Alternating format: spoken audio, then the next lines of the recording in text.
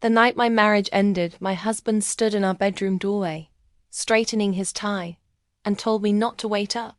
"It's a client dinner," Noah said, like he'd said 100 times before.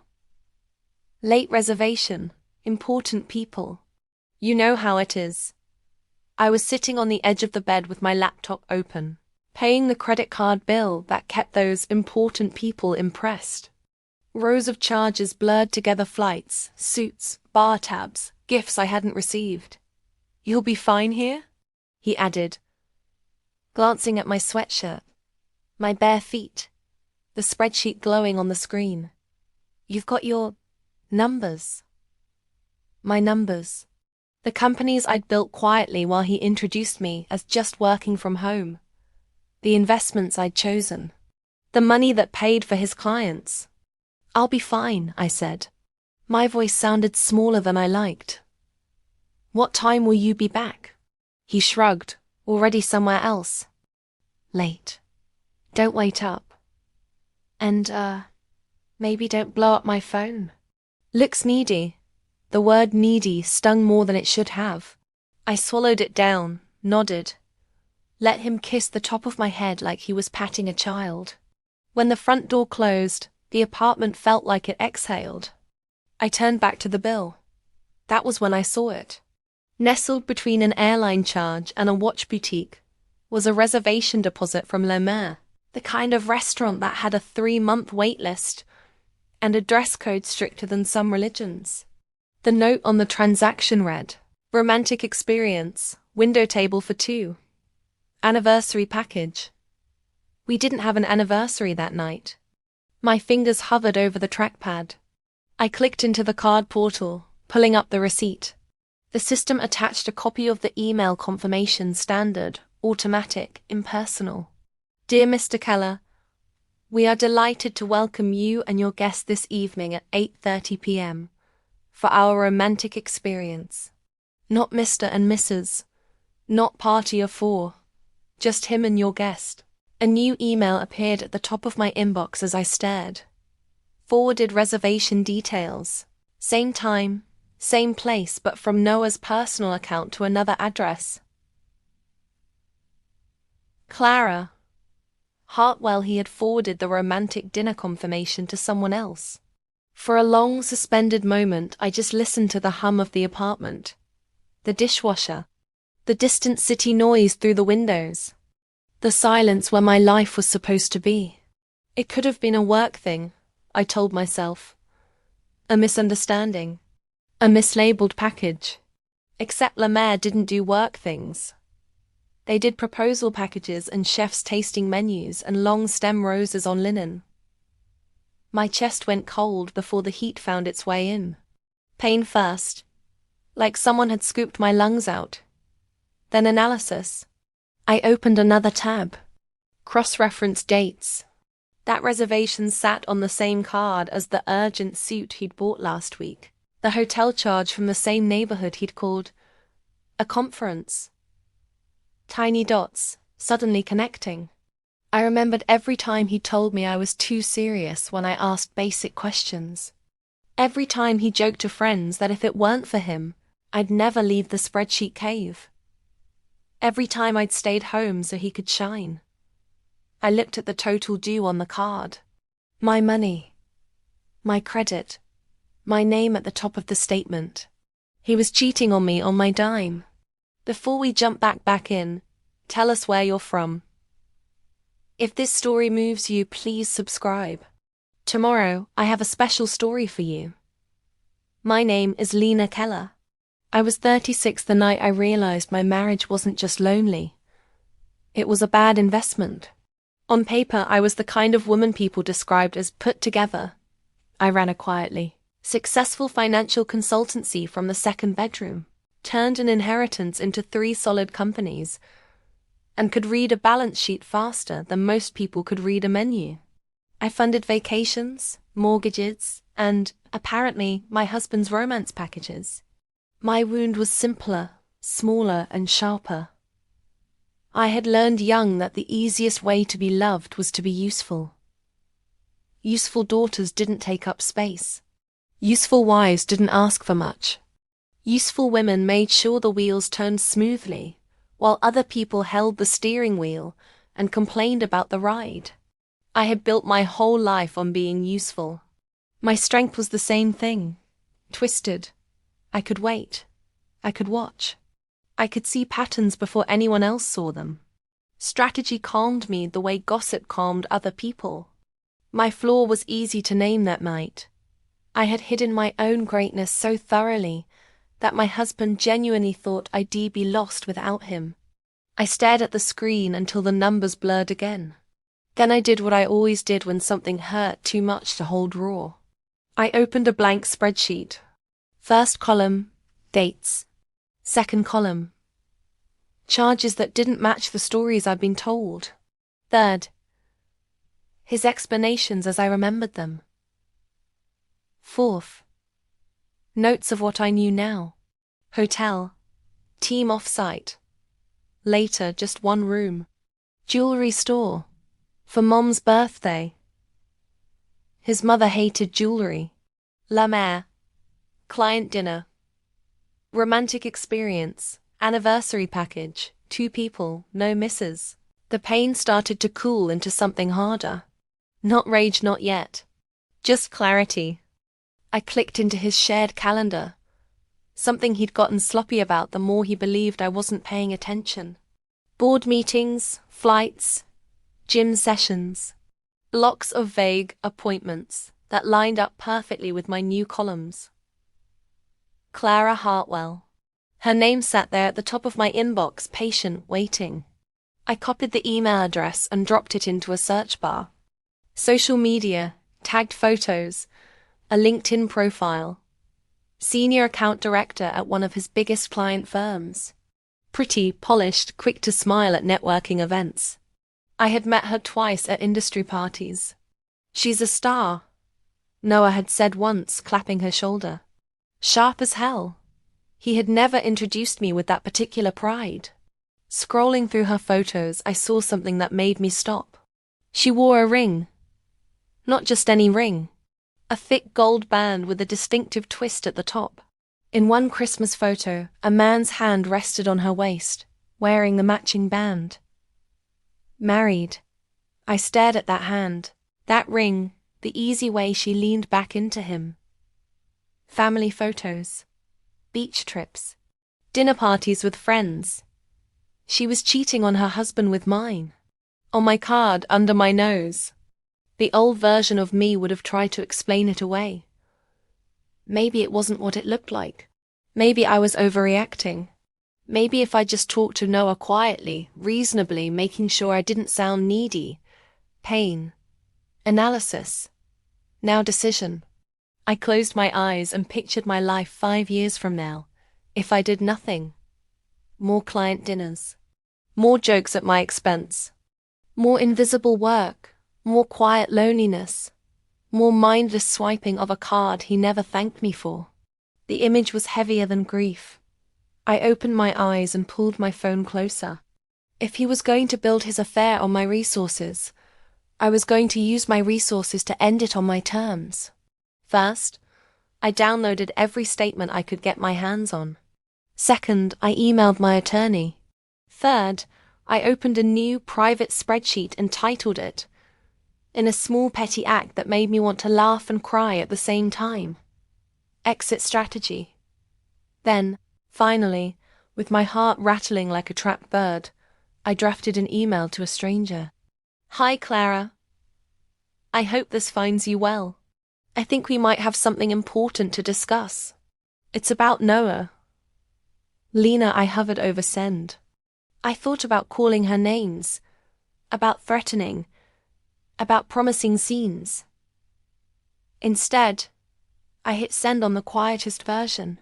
If she ignored it, I knew what that meant. If she replied, I would see what kind of woman she was when faced with the truth. Either way, the decision was made. I was no longer going to be the last person in my own marriage to know what was actually happening. The reply came 16 minutes later. Hi, Lena. I'm sure this is a misunderstanding, but I'm between meetings. Can you elaborate? Clara, of course, she thought it was a misunderstanding. No one ever believed they were the villain in their own story. I attached 3 screenshots: the Le Maire reservation, the forwarded email from Noah, and a cropped statement showing a hotel charge that lined up with one of their late client meetings. Then I wrote, "Clara, I don't think this is a misunderstanding. I'm his wife. I'd like to talk. Just you and me. Coffee. Neutral place. If I'm wrong, you can walk out. If I'm right, we both deserve to stop being lied to." Lena, this time, the silence took longer. I sat with it, put my laptop away, made tea, walked from room to room, seeing our life with new eyes, the couch we'd chosen together, the framed photos, the bed he'd just straightened his tie in front of. Useful, invisible, solid. My phone pinged. Okay. Her message was one word at first. Then the bubble appeared again. Okay. Tomorrow, 11 a.m., Elias Cafe. My husband's at work and I have a break between calls. She added a final line I read 3 times. If what you're saying is true, I don't think I'm the only one he's been lying to. I stared at those words until they went blurry again. Not the only one. There it was, the thing under the thing. The part no one wanted to say out loud. This wasn't just about 2 people sneaking around. It was about a pattern. A man who had decided the world would bend around his desires, while the women in his orbit quietly cleaned up behind him. Morning came slowly. I barely slept. When I did, my dreams were spreadsheets and restaurant tables, and a gold band with a twist of metal that caught the light like a question. By 10:55 a.m., I was sitting at a corner table in Elias Cafe, hands wrapped around a cup of coffee that had gone cold. Clara walked in 3 minutes late, sunglasses on, jaw tight. In person, she looked more tired than her photos. A small crack in the perfect image. "Lena?" she asked, approaching. I stood. "Yes, thank you for coming." She slid into the seat across from me, setting her phone face down. For a moment, we just stared at each other, 2 women on opposite sides of a lie, both trying to figure out if we were enemies. "I'm going to be honest," she said. "When I got your email, I thought you were overreacting. Or maybe some ex. I almost deleted it." "And now?" I asked quietly. She exhaled. "Now I've seen those screenshots 20 times. I called Le Maire. They confirmed the reservation details. It's his number on the booking." She swallowed hard, looking smaller. "I'm sorry," I said. And I meant it in a way that surprised me. "This isn't how anyone should find out anything." She laughed once, a brittle sound. "You're his wife," she said. "Shouldn't I be apologizing to you?" I stirred my coffee, watching the spoon circle. "I'm not here for an apology," I said. "I'm here because we are both being lied to, and I am very, very tired of being the most uninformed person in the room where my own life is concerned." Something in that landed. Her shoulders dropped a fraction. "How long?" I asked. She knew what I meant. "A year," she said. "Off and on at first. Then, more. He said you and he were basically roommates. That you were obsessed with work. That you didn't care what he did. It was almost funny, in a bitter way. I had built our life so well he felt entitled to reframe it as boredom." "Did you believe him?" I asked. She looked away. "I wanted to," she said. "It made what we were doing feel less ugly." We let that sit. "What about you?" she asked after a moment. "How long have you known?" "Last night," I said. "I was paying the bill for your anniversary package." Her face crumpled for a heartbeat. She pressed her fingers to her eyes, hard. "I didn't know about that part," she whispered. "He always said he'd cover it, that he—" "God," she dropped her hands. "My husband thinks I'm on a client meeting right now." The words snagged. Your husband, I repeated. Elias, she said. We've been married 6 years. He's good. Stable, too trusting. He thinks my late nights are ambition. She twisted the ring on her finger, the gold band gleaming between us like a faded promise. I studied her for a long time. You're not the caricature I had in my head, I said finally. That makes this easier and harder at the same time. I'm not proud of any of it, she said, her voice low. I'm not asking you to feel sorry for me. When Noah started, I was in a bad place with Elias. We'd been struggling to conceive. The pressure was insane. And Noah made me feel seen, wanted. I told myself I deserved some happiness. And now? I asked. And now I see how small that happiness was, she said. And how big the damage is. Silence again.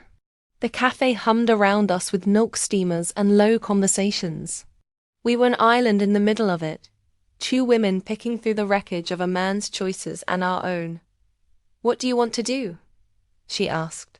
There it was. Decision. I want out, I said. Calmly. Cleanly. On terms that reflect reality, not the story he tells his friends. I want him to understand, just for a second, what it feels like to be sitting outside your own life, watching someone else enjoy the benefits you built. She watched me over the rim of her cup. You sound prepared. I am, I said. Financially, at least. I told her, in broad strokes, what Noah never bothered to understand. That the condo was in my name. That 80% of the initial capital for his firm came from me. That I still held a majority share in the holding company that received his bonuses. I thought you just did freelance, she said slowly. That's what he likes people to think, I said. Useful is my superpower. Invisible is the price I've been paying for it. And him? She asked. What price do you want him to pay? I thought about shouting, throwing drinks, making a scene at La Mer. It would have felt satisfying for about 10 seconds, then cheap. I don't want a spectacle, I said. I want the truth in a room he can't control. I want him to see that for all his big moves, he never bothered to learn the quiet rules of cause and effect. She frowned. What does that mean, practically? It means, I said, feeling the shape of the idea form as I spoke, that I'm going to let him walk into his fantasy first. Let him sit down at that perfect table with his perfect secret. And then I'm going to sit down right next to it with the one person in the world whose illusion is just as big as his. Understanding flickered in her eyes. Shock followed. You want to bring Elias? She whispered. I want him to have the same chance I have now, I said. To see what he's actually in, not what he's been told. She stared at me like she was seeing a stranger. She faltered. That's cruel. It's honest, I said. And I'm not planning to scream or throw anything. I'm going to reserve the table next to theirs. Sit down with your husband, and let reality do what it does. She flinched. You tell him? About me? I won't blindside him without context, I said. If he agrees to meet me, I'll show him what you already know. He deserves the respect of choice. After that, what he decides to do at that dinner is up to him. Her fingers tightened around the coffee cup until her knuckles went white. Are you going to stay with Noah after? She asked. No, I said. The ease of the word surprised me. My attorney is already preparing the paperwork. I'll file the next day. I'm not doing this to win him back. I'm doing this to walk away with my eyes open. She exhaled, shaky. I don't know if Elias will ever forgive me. That's between you and him, I said gently. But right now, he doesn't even know there's something to forgive. She wiped at her eyes with the back of her hand. Why are you telling me your plan? She asked. You could have just done it. Because I don't want to be Noah, I said. I'm not going to pretend you don't exist, I'm giving you the same thing I wanted. Information and a choice. So my choices are what? She asked, bitter. Help orchestrate my own public humiliation or, what? Run. Your choices are your own, I said. You can tell him yourself before I ever reach out. You can end it today and ask me not to involve him. You can ignore all of us and fly to another country. I can't control you. I'm just telling you what I am going to do to stop being the background character in my own life. For the first time, pain flashed in her face without defensiveness. I'll talk to him, she said finally. I don't know how yet, but I'll talk to him before that dinner. When is it scheduled? I asked. Tomorrow night, she said. 8:30. La Mer, of course. I could see it like a scene in a movie he'd written for himself. The suit, the slow walk through the door, the secret smile. Then I have a reservation to make, I said. After we parted ways, I didn't go home. I went to my attorney's office. Naomi had been expecting my call ever since ID started asking extremely specific questions about marital property law without giving a reason. When I walked into her sleek, quiet space, she took one look at my face and closed her laptop. Show me, she said. I laid out the statements, the reservation, the hotel bills, the calendar entries, all the quiet receipts of a life I had been funding while being told I was lucky to be along for the ride. Okay, she said slowly, tapping a pen against her notepad. Legally, you're in a strong position. Most of the major assets are in your name. His firm. Funded by me. Documented, I said. I didn't sign anything away. Never felt safe doing that, even when things were good. Her mouth quirked. Your instinct to over-prepare finally pays off. We mapped out the outline of my exit. Filing the day after the dinner. A temporary support arrangement that reflected reality, not his ego, the automatic separation of accounts. No drama. Just signatures. You sure you don't want to wait a bit? She asked. Sometimes people find out and realize they want to try counseling first. I've been in counseling alone for 3 years, I said. He called it navel-gazing. I'd done my waiting. I'm done negotiating with someone who doesn't even show up to the table. She nodded once. Then we'll file. From Naomi's office I walked 2 blocks to La Mer. The hostess smiled with professional warmth. The restaurant was quiet in the afternoon. All sunlight and polished glass instead of candlelit romance. Can I help you? She asked. Yes, I said. I'd like to make a reservation for tomorrow night. She clicked open her system. We are quite full, I'm afraid. But what time? 8:30, I said. For 2. Ideally at the table directly next to the one reserved under Noah Keller. Her fingers froze on the keyboard. Her eyes flicked up, surprised despite herself. I smiled, small and steady. I'm his wife, I said. This is not a scene. This is a logistical adjustment. Understanding dawned in stages. A muscle in her jaw tightened. I see, she said softly. Let me see what I can do. A few calls, a hushed conversation with the manager. Some rearranged seating chart assets later. She was back. We can place you at the adjacent table, she said. Same time. I'll make a note in the system. I imagine the note. Be very, very kind to this one. Thank you, I said. I'll be covering his check as well. Her brows rose. You don't have to. I know, I said. But it seems fitting that the last meal he enjoys on my card is the one that ends the card. Outside, the sky was the flat white of a cloudy afternoon. I checked my watch. Elias didn't know I existed yet. That seemed like the next imbalance to correct. Finding him wasn't difficult. Clara had tagged him in enough photos that his full name came up in seconds. Elias Hartwell, architect. A quick search gave me his firm, his portfolio, the detail that undid me a little. He designed houses that felt like home.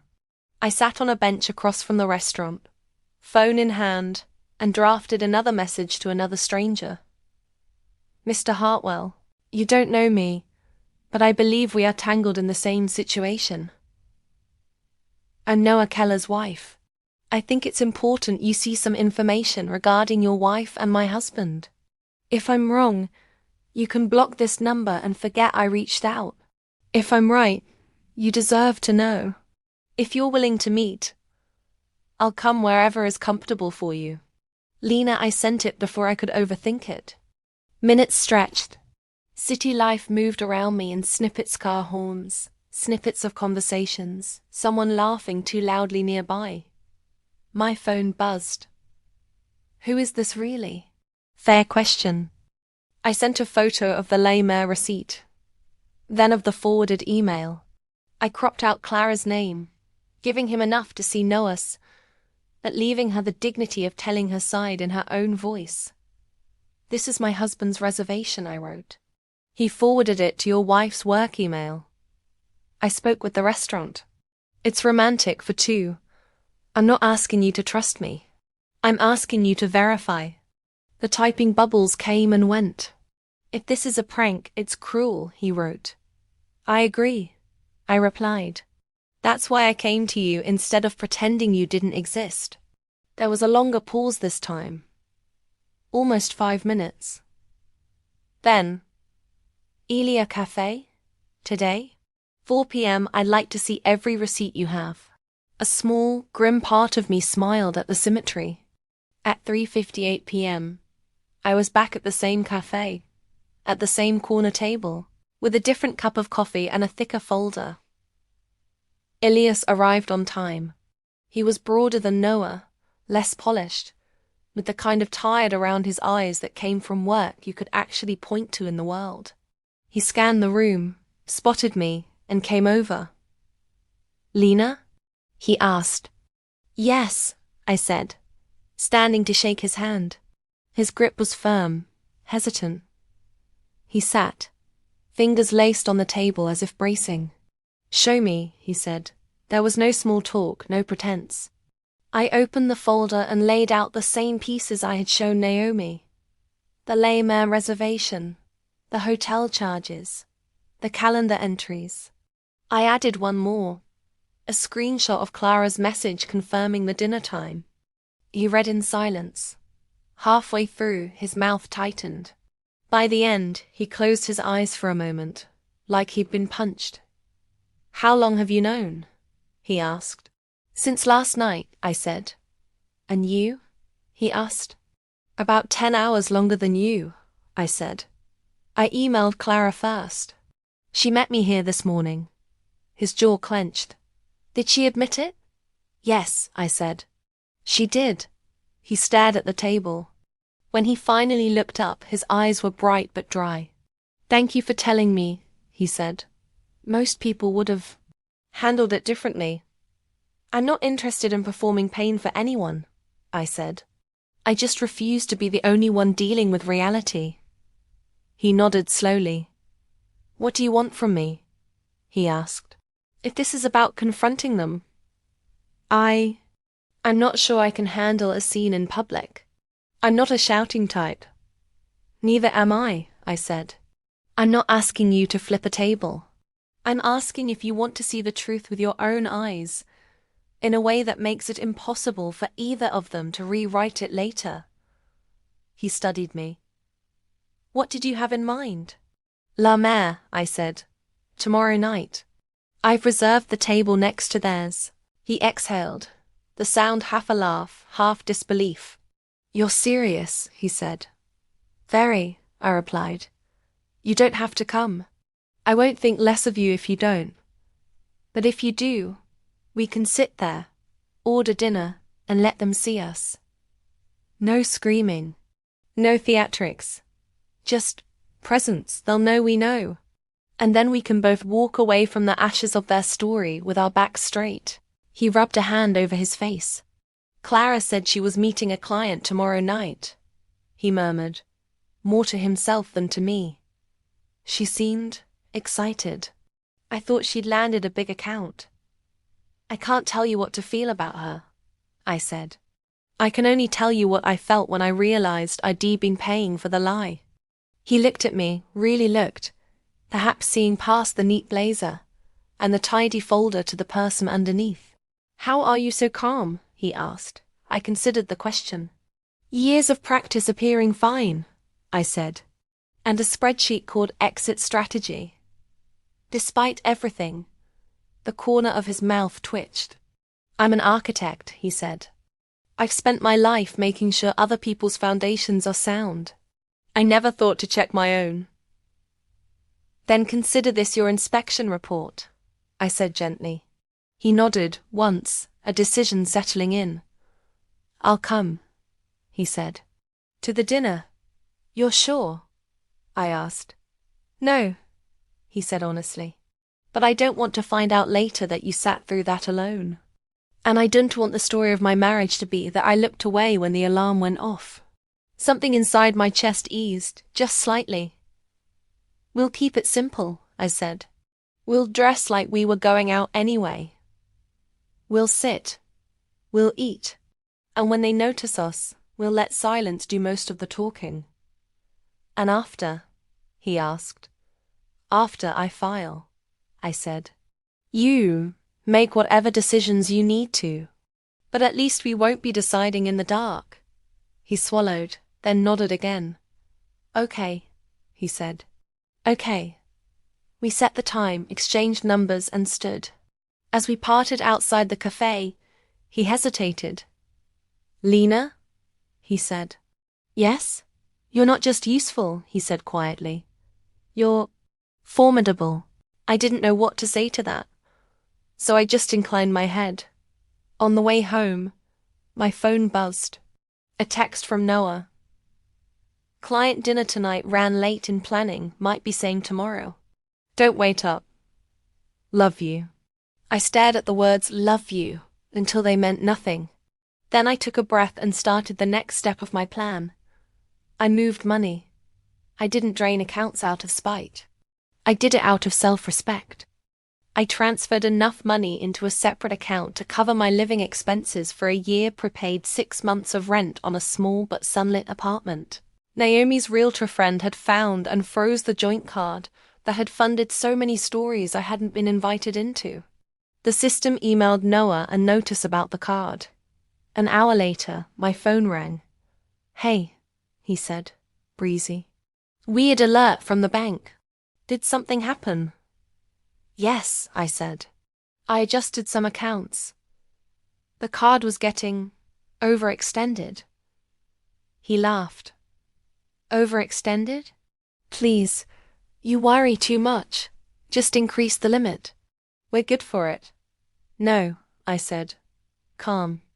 Simple. We're not. A pause. Okay, he said slowly. Is this about the client dinner? I told you they liked the show. It's not like I'm doing this for me. I almost asked which client liked rose petals and anniversary menus.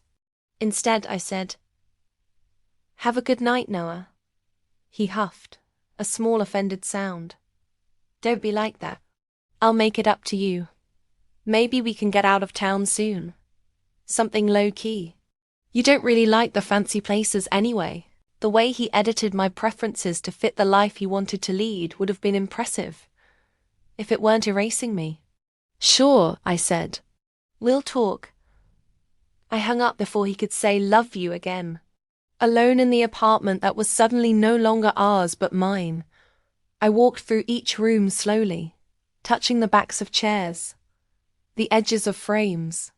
Grief and relief braided together in my chest. Useful, invisible, solid. Enough. Before we jump back in, tell us where you're from. If this story moves you, please subscribe. Tomorrow I have a special story for you. The next evening, I dressed with more care than I had in months. Not for Noah. For myself. I chose a black dress that fit cleanly. No frills. A simple gold necklace. The watch I'd bought the first year my consultancy turned a profit. My hair went up in an uncomplicated twist, minimal makeup. I wanted to look like what I was, composed, not performing. When I checked my reflection, I saw someone I almost recognized and almost didn't. A quiet strategist who had funded everything, finally done being invisible. At 8:15 p.m., I met Elias outside La Mer. He wore a navy suit that fit well, but not expensively. The kind of thing you bought once and took care of. His tie was slightly crooked. There was a small smear of graphite on his cuff, as if he'd come straight from a sketch. "Hi," he said. "Hi," I replied. For a moment, we just stood there in the soft glow of the restaurant's sign. Two people about to walk into a scene neither of us had written, holding the same script of pain. "You don't have to do this," I said one last time. "I know," he said. "Let's go." Inside, the restaurant had transformed from its daytime brightness into something intimate. Low lights, hushed conversations, clink of glassware. A violinist in the corner drew soft notes through the air. The hostess recognized me at once. "Good evening, Mrs. Keller," she said. "Your table is ready." Elias glanced at me, surprise flickering. I nodded to the hostess. "Thank you." As she led us through the maze of tables, my heart climbed into my throat.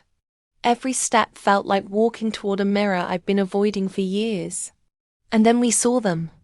Noah sat at a small table by the window, the city a glittering backdrop behind him. He wore his favorite charcoal suit, the one he saved for important nights. His posture was relaxed, confident, one arm draped over the back of his chair. Across from him, Clara smiled, leaning forward on her elbows, a candle casting soft light over her features. Her dress was emerald green, the ring on her finger catching the flicker of flame. He reached across the table and brushed his thumb over her hand, a gesture so familiar it made my stomach twist. For a second, the room narrowed. Sound blurred. I could hear my pulse more than the music. Then everything snapped back into focus. The hostess stopped by the table beside theirs, expression neutral. "Here you are," she said. "Enjoy your evening." Noah didn't turn. Not yet. We sat. Elias took the chair with his back to them, as we'd agreed. I sat facing both tables, positioned so that if Noah so much as shifted his gaze, he would see me. A waiter appeared, efficient and silent, and poured water into our glasses. "Can I start you off with drinks?" he asked. "Champagne," I said. "The same bottle as that table." I nodded toward Noah and Clara without looking directly at them. The waiter's eyes flicked, taking in more than he'd comment on. "Of course," he said. When he left, Elias let out a slow, shaky breath. "They look happy," he said quietly. "It's easy to look happy when you believe no one's watching," I replied. We opened our menus as if this were any other night. I read descriptions of dishes I'd barely tasted in my mind. Seared scallops, truffle risotto, roasted duck. Words on a page. Numbers without context. "Order something you actually want," I murmured.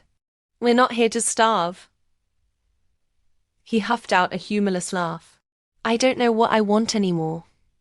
"Start with the duck," I said. "It's harder to ruin than a marriage." He blinked, then gave me a look that was half shock, half reluctant amusement. "Dark," he said. "Accurate," I replied. The waiter returned with the champagne, the cork's soft pop cutting through the murmur of the room. He poured, the bubbles rising like tiny, frantic thoughts. As he walked away, I saw Noah gesture for a refill at his own table. The two flutes glinted side by side. Elias' knuckles were white on the edge of the table. "Do you want to turn around?" I asked. "Not yet," he said. "Tell me when." So I watched for both of us. Clara laughed at something Noah said, her hand flying to her mouth. He looked at her the way a man looked at something he believed belonged only to him, possessive, entitled, oblivious to the fact that the world existed beyond the candlelight. He slid a small velvet box across the table. My stomach dropped. Clara's eyes widened. Her hand froze on the stem of her glass. He opened the box. Inside, nestled on a bed of black velvet, was a necklace delicate gold with a small shimmering pendant. Not a ring. My lungs started working again. Even his grand gestures had limits. I could see the words forming on his lips. I didn't have to hear them to know the script. You deserve this. You deserve more. I've never felt this way before. I took a sip of champagne. It tasted like static. Elias' knuckles were white on the edge of the table. Now, he said softly. I need to see, I nodded. He turned. For a few seconds, he just stared at the back of his wife's head, at the man sitting across from her. His face went utterly still. Then Noah glanced up, mid-sentence, eyes sweeping the room in the lazy way of someone admiring the ambience. His gaze snagged on mine. Time stopped. Recognition flared. Confusion followed. Then something like irritation, as if I had walked into his office unannounced. His mouth shaped my name. Lena. I lifted my glass in a small, measured toast. Good evening, Noah. His eyes darted to Elias, then back to me. Calculation whirring behind his shock. Lena, he said aloud this time, pushing back his chair. What are you? Clara followed his gaze. Her face drained of color when she saw Elias. Her hand fell from the necklace box like it weighed 1,000 pounds. Elias, she whispered. He didn't answer.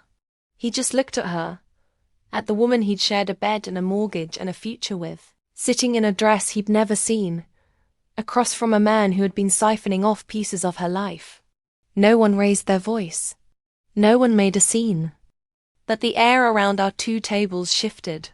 A few nearby diners glanced over, sensing something they couldn't name. Noah stepped toward us, leaving Clara frozen in her seat. Lena, this isn't, he started. Appropriate? I supplied quietly. Convenient? How many words are you going to reach for before you try true? He flinched. Can we talk outside? He hissed, voice low, as if I were the one disrupting his evening. This isn't the time. On the contrary, I said, setting my glass down. You picked the time. I just adjusted the guest list. I stood, smoothing my dress. My hands were steady. Noah, I said, my voice calm enough that the hostess by the kitchen relaxed visibly. This is Elias Hartwell, Clara's husband. For a second, the sentence didn't land. Then it did, dropping into the space between us like a stone through still water. Elias rose beside me, shoulders squared. Nice to finally meet you, he said, his tone flat. I've heard nothing about you. Color burned up from Noah's collar. Elias, this isn't what it looks like, he stammered. Clara made a small, strangled sound. It looks like my wife on a romantic dinner with your husband, Elias said. Paid for, I'm guessing, by your joint finances. Is that about right? Noah's gaze snapped to me. You've been going through our accounts, he said, accusation sharp. Our accounts, I repeated. The ones I set up, funded and managed. Yes, Noah. I finally started paying attention to where the money was going. You should try it sometime. He stared at me like I'd slapped him. Why are you doing this? He whispered harshly. If you were upset, you could have come to me like an adult. We didn't need to involve other adults whose lives you've been rearranging without their consent. I asked.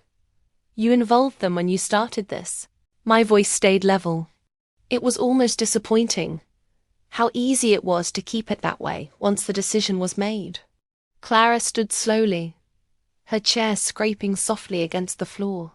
Elias, she said, reaching out a hand. Please, let me explain. I made a mistake. A big one. But our marriage. He stepped back out of reach. I don't doubt you made a mistake, he said. I doubt this is the first time you decided I didn't need the full story. She flinched. This is insane, Noah muttered, looking between the three of us like the room had turned on him. Lena, you're humiliating yourself. We can fix this. We just need to. I held up a hand. No, I said softly. We really don't. From my clutch, I took an envelope and set it on the white tablecloth between our two tables. It looked small there, surrounded by crystal and silver, but it contained the weight of 10 years. What is that? He asked. Reality, I said. Bank statements, hotel bills, copies of emails, and on top, a draft of the divorce petition Naomi will file tomorrow morning. His face went slack. Divorce? He echoed, as if the word were foreign. You didn't think actions had consequences? I asked. You've been living on credit financially, emotionally, morally. The bill came due. All I'm doing is paying it with the same elegance I paid for everything else. You're overreacting, he snapped, desperation leaking through. People work through things like this all the time. You can't throw away our marriage over one affair. I asked.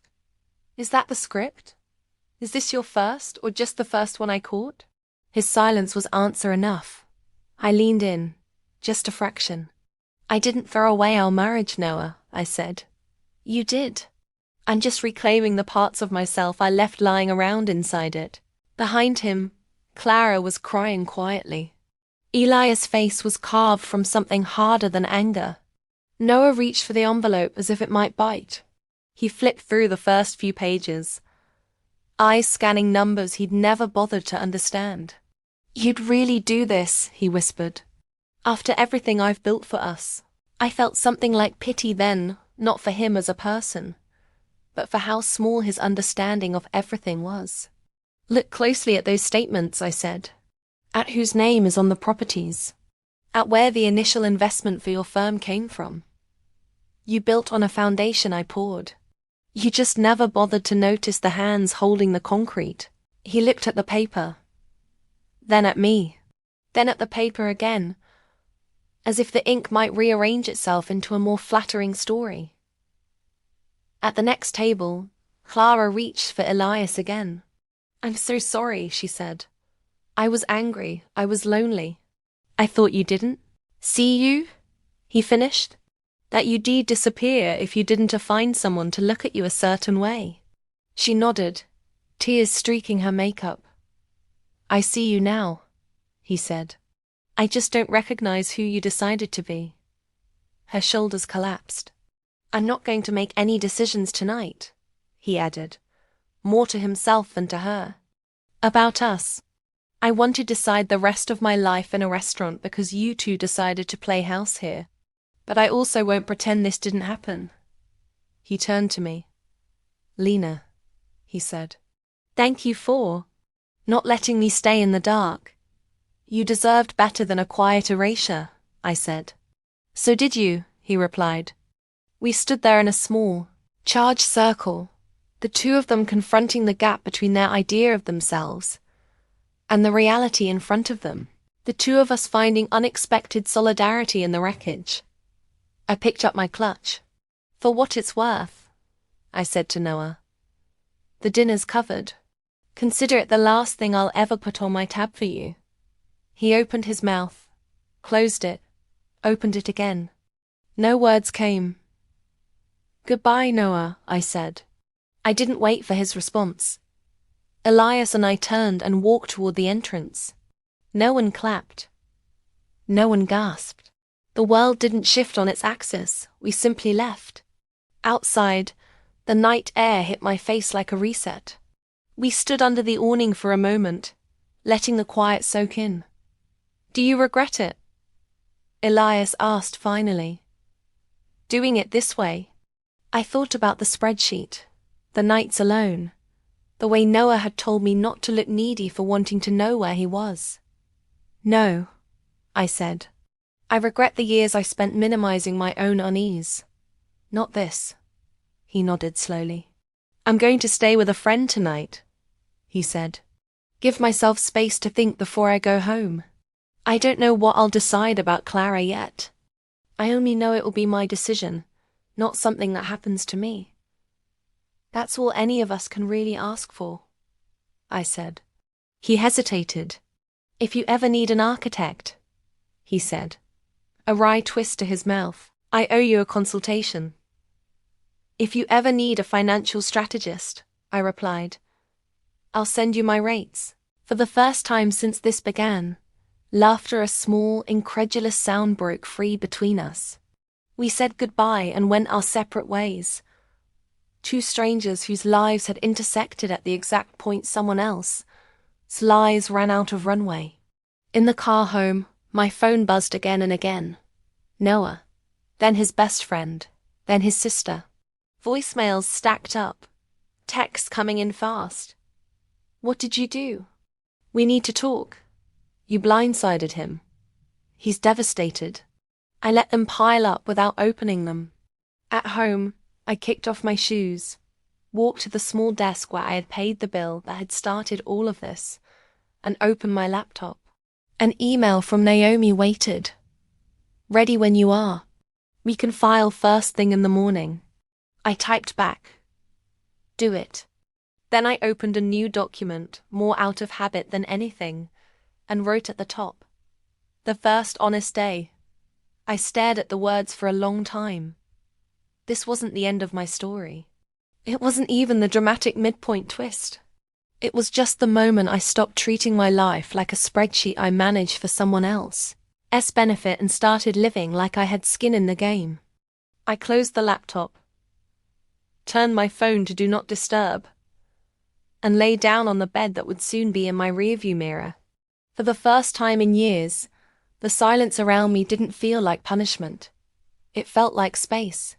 2 more great stories are next. Don't miss them. Subscribe and turn on notifications.